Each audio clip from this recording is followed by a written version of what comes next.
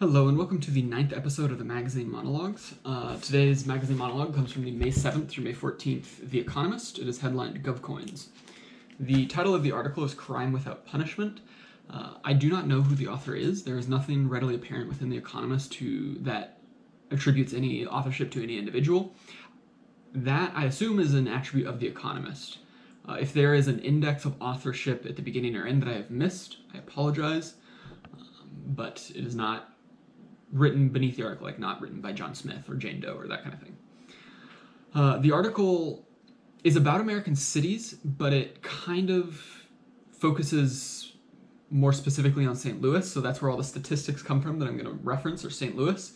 But it has to do with the fact that the murder clearance rate is much lower than it used to be. So 3, maybe 4 decades ago, St. Louis, the murder clearance rate, and I should clarify, when I say clearance, I mean charged with a crime. To be clear, that is different from solved, because you can be charged for a crime that you're not actually guilty of. Like, we all hopefully know that, right? And also the whole innocent until proven guilty thing. Getting charged with a crime does not make you guilty, but hopefully the large majority of people charged with crimes are the ones who perpetrated them. That is the hope.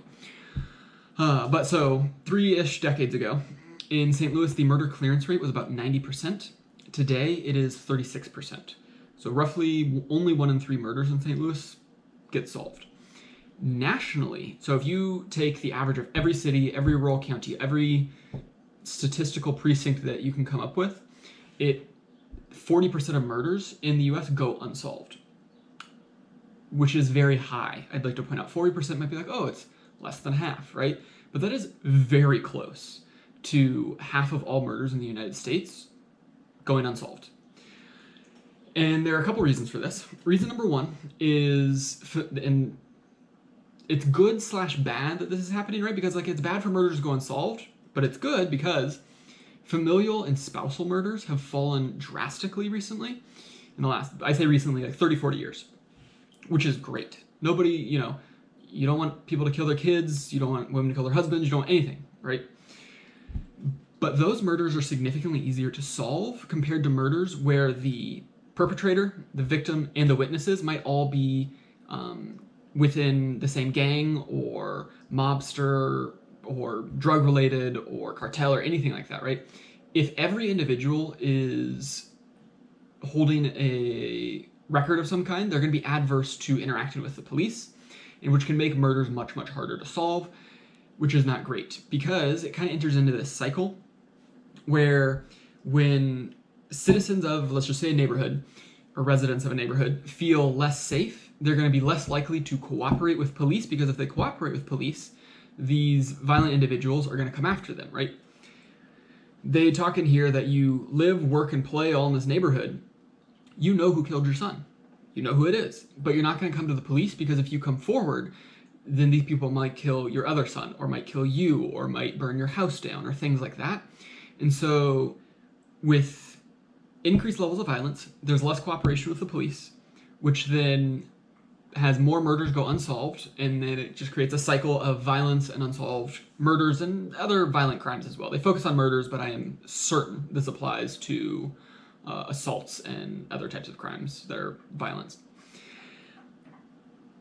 And that is just one factor. Another factor is the, decades-long history of abuse between police departments and people of color, and the amount of distrust. It's either distrust or mistrust. I think it's mistrust, actually. The amount of mistrust that has developed between communities and police forces. With that said, there are historical examples of how police forces have done better. So they talked about in the early 2000s, the St. Louis Police Department had a very effective gang unit. I might have misspoken. It might have been a drug unit, but either way, gang/drug unit.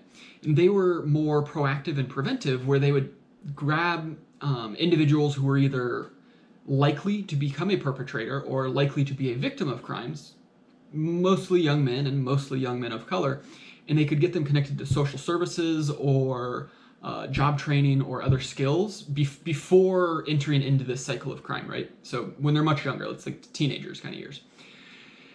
And the crime rates across St. Louis were just very low. but for a lot of political reasons and funding reasons and all sorts of reasons, this specific unit was disbanded, and there are criminologists and prosecutors and other activists who do attribute in St. Louis this rise of crime partly to the disbandment of that unit. Another thing is, according to the current prosecutor in St. Louis, I forget the name of the county and I apologize, she says that, it's Kim Gardner, I believe is her name, she says that the state of Missouri just doesn't give her the funds to pursue and close a lot of these violent crime cases, and so they kind of have to pick and choose, like, which of these 3 murders do you wish to solve? Choose one.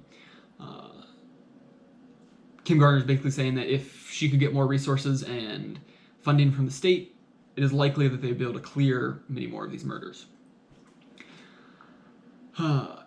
It's an interesting article. I liked it. I like almost everything in The Economist. They're generally very short. They're also generally very comprehensible. Like, they assume that the reader doesn't know anything, which is good/bad. Like, in a totally different article, they talked about Goldman Sachs, and every time they mentioned it, they said, that's a bank, etc. So things like this, where I'm not entirely up on policing procedures in St. Louis. They fill you in on all the details. But yeah, so thank you.